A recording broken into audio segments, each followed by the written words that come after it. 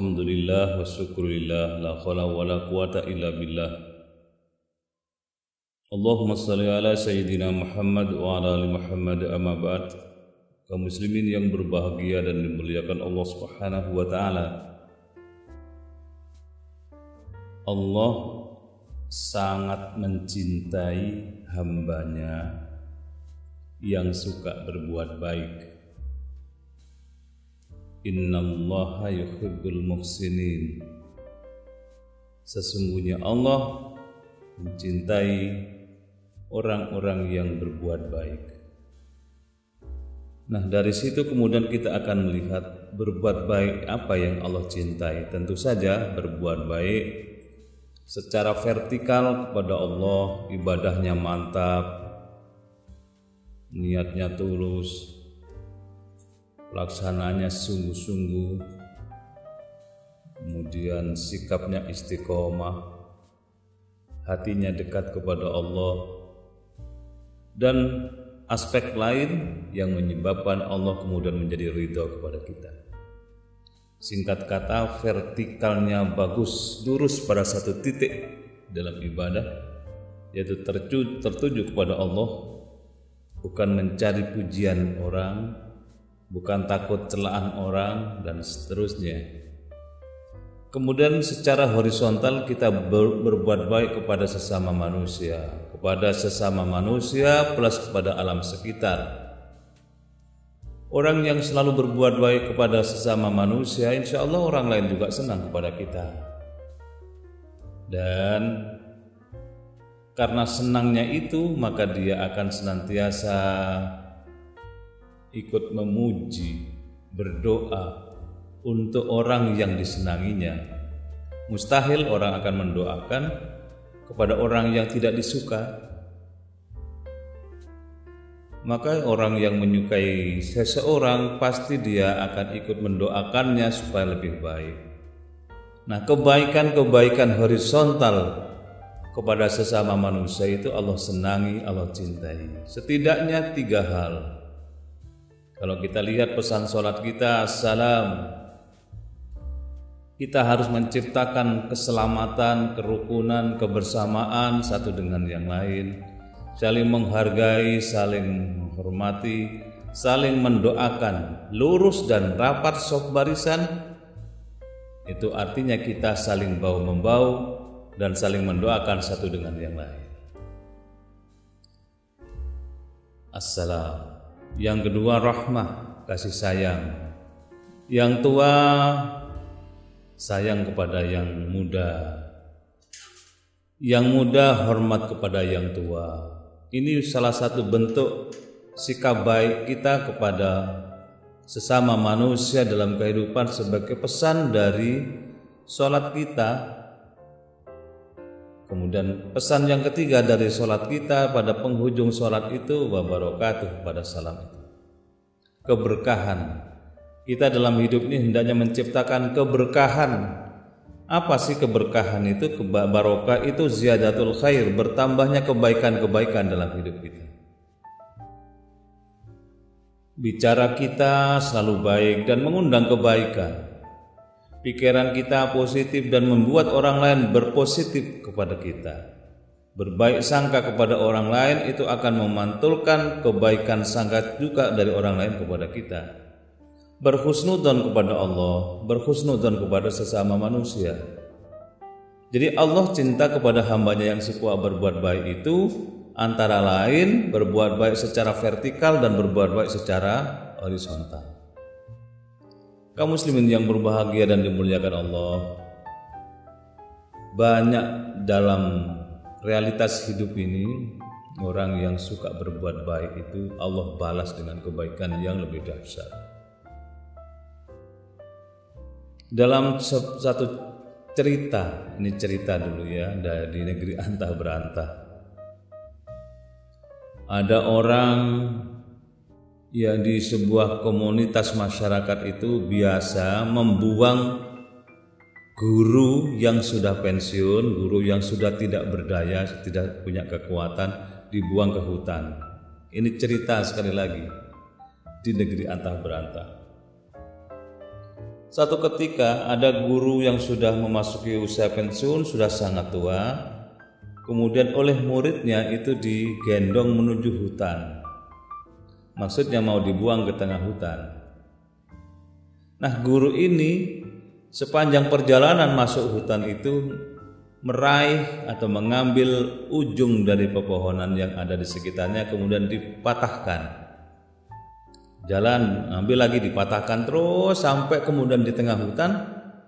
Muridnya menyatakan dengan penuh rasa sedih begini, "Guruku, engkau akan kutinggal di sini karena engkau sudah tidak lagi banyak manfaatnya buat kami." Gurunya dengan tenang menjawab, "Anakku, aku sudah lama menaruh kasih dan sayang kepadamu sebagai murid mulai dari awal sampai tamat, sampai selesai.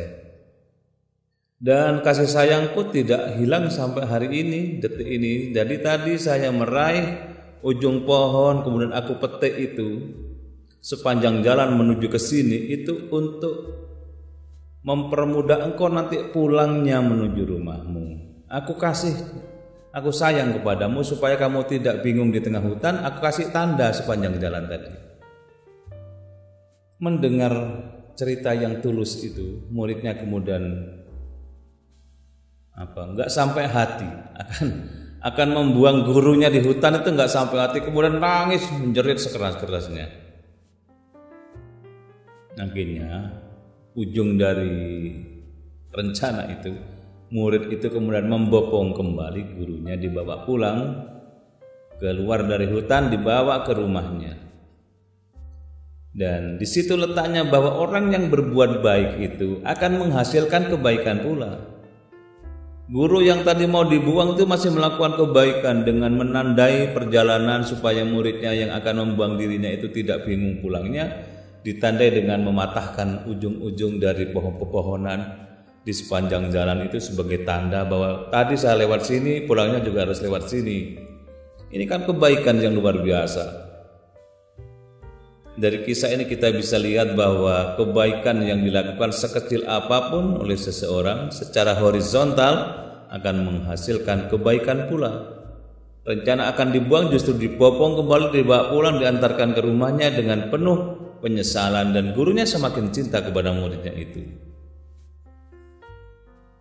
Di Jawa Barat itu ada namanya Bu En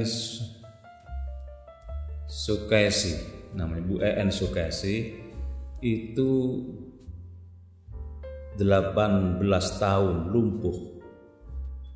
Beliau seorang guru, begitu prajabatan akan diangkat, bagian dari kakinya merasa sakit yang luar biasa dan ujung-ujungnya akhirnya mengalami kelumpuhan. Dia tidak bisa dinas, bekerja di sekolah, tetapi dia naluri sebagai gurunya tetap membara. Anak-anak tetangganya itu dipanggil, suruh datang ke rumahnya, diajari selama 18 tahun dia di atas ranjang tidak bisa bergerak, ngajari anak tetangga itu. Kata anak-anak tetangganya itu, "Kalau Bu En ini yang ngajar enak, gampang dipahami." Dan dia tidak mengut biaya sepeser pun. Tidak tahu kemudian semangat yang membara itu terus sampai 18 tahun mengajar anak orang lain, dan kemudian dia merasa puas ilmunya bisa ditularkan walaupun dia berada di atas ranjang dan anak didiknya mengitari dipannya itu. Kemudian saya baca berikutnya, kalau ini memang benar-benar nyata, saya baca dia kemudian mendapatkan penghargaan dari berbagai pihak. Yang pertama, penghargaan sebagai pribadi tangguh, tulus dan tidak mengenal lelah.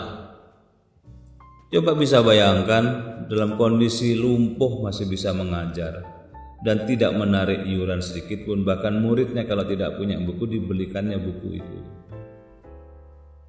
Dan dia mendapat penghargaan dari Yayasan Dompet Duafa. Ya, nama penghargaannya Dompet Duafa Award. Ada lagi penghargaan dari Education Award.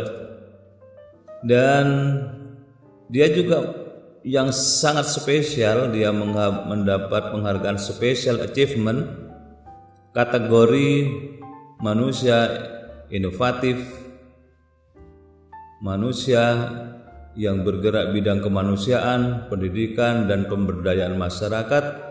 Penghargaannya disampaikan oleh Wakil Presiden waktu itu Bapak Yusuf Kalla.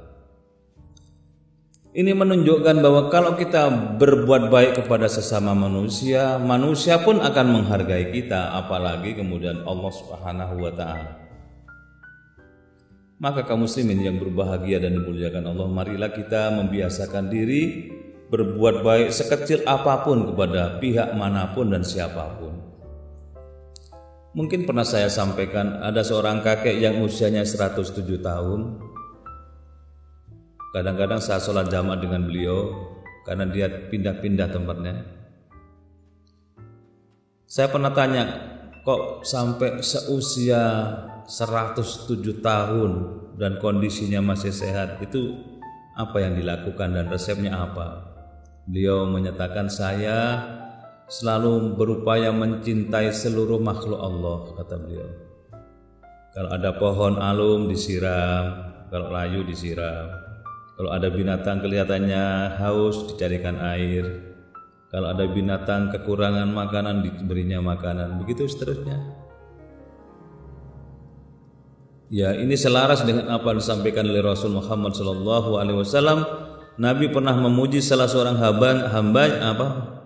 sahabatnya karena si sahabat tadi suka memberi makan dengan cara meremat roti kering, ditabur di pojok-pojok rumah, dan dalam waktu sekejap semut berdatangan membawa sebutir demi sebutir dibawa pulang. Semut membawanya dengan perasaan gembira tentunya karena mendapat rezeki. Dan Allah cinta kepada sahabat Nabi yang suka melakukan kebaikan sekecil itu. Dan kata Nabi, Allah cinta padamu gara-gara kamu suka memberi makan pada semut itu. Bapak-Ibu sekalian, bisa ditiru ini di rumah kita.